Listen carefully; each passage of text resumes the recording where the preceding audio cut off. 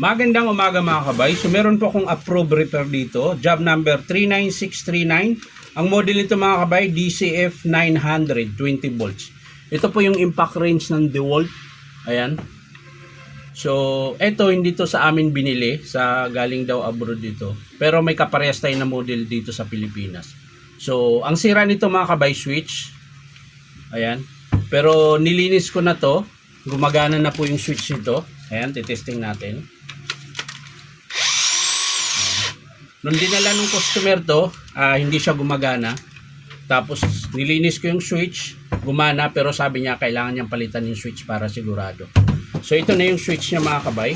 Bali switch assembly po ito mga kabay, kasama po yung motor. Ayan. So matagal to, mahigit 1 buwan yata kasi ino-order pa. Ayan. So ang sira talaga nito ay switch lang. Pero kasama na po yung motor. Nasa 5 plus yata presyo nito pag binili nyo. Ayan. Pero pwede pa rin naman kasi ito, pag binili nyo naman ito, nasa mga 26 plus to, 24 yata, 26. Ayan. So pwede pa siyang ipapagawa. So ito yung kakabit natin dito mga kabay. So tara, samahan nyo po. Kakabit po natin. So ayan mga kabay, nakalas ko na po yung screw. So pwede na po natin itong baklasin. Ayan. Bakit parang may sumasabit? Nakalas ko na lahat. Bakit? Yun. Guni-guni ko lang pala yun mga kabay, yung parang may sumasabit. So napakadali lang po siya ikabit mga kabay. Ayan. Kahit kayo, kayang-kaya nyo ito. Ayan. So wag nyo lang po itong kalas-kalasin. Ayan. Pero madali lang naman kasi konti lang yung mechanic dyan. Hindi yan katulad nung drill na impact na maraming gear. Meron din naman tong gear dito sa harap. Ayan. Pero malalaki. So ito lang ang hugutin nyo mga kabay. Ayan. So ito lang ang ingatan nyo, wag mawala. Ito. Ayan. So ayan, kung makikita nyo, ito yung luma. Ayan. Ito naman po yung bago na ipapalit natin. So titingnan natin kung parehas. Ayan. So parehas naman mga kabay. Ayan. Parehas na parehas. Pati sa pindutan mga kabay, ganun din. Ayan. So walang problema. Ayan. So ikakabit na po natin ito mga kabay. Ayan. So kung paano nyo hinugot, ganun din yung pagbalik mga kabay. Ayan. Tutusok nyo lang yung shaft. Tapos ikot-ikot nyo lang siya hanggang lumapat. Tapos lapag. Ayan. So, yung spring na nakalas mga kabay dito yan ha. Yan. Yan po yung nagsisilik ng reverse forward. Ayan. Kaya wag nyo itong walain kasi pag nawawala ito mga kabay, pag pinapaandar nyo, gumagalaw na lang ito kusa. Ito yung naglalak, yung spring na yan.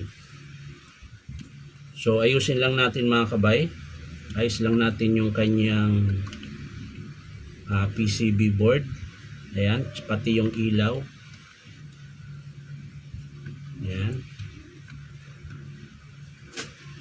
Kailangan lapat na lapat siya mga kabay.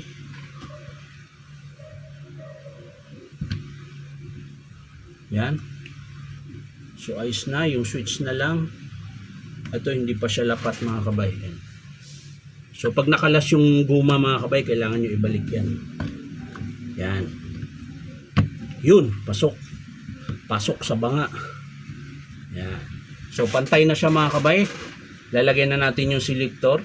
Oops, nilaglag na naman. Buti tumagos sa kabila. Ayan.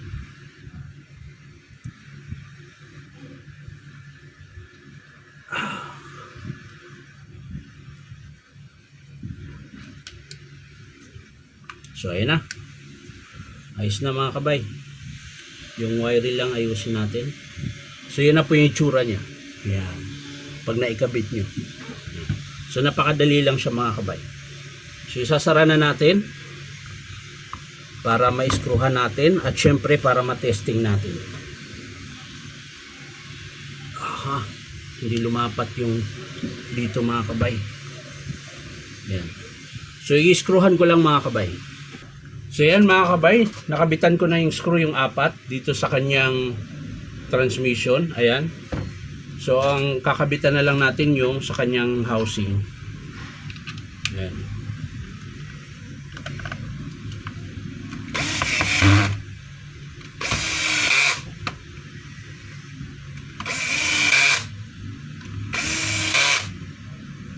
Yun, isa na lang mga kabay. So ayan, tapos na mga kabay. Naikabit na natin yung bagong switch. So, testing natin.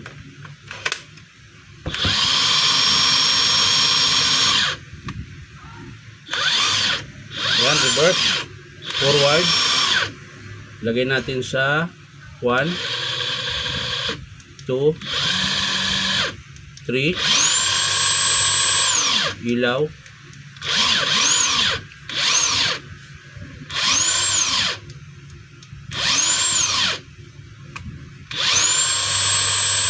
So okay na siya mga kabay. Ayan.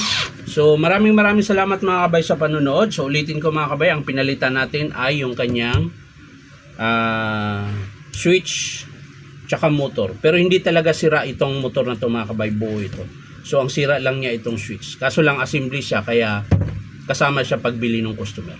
So yan lang mga kabay. Sa mga gusto magpa-repair mga kabay, punta lang kayo dito sa Powerman Hardware, 530 T. Alonso, Santa Cruz, Manila. So yan lang mga kabay. Bye-bye.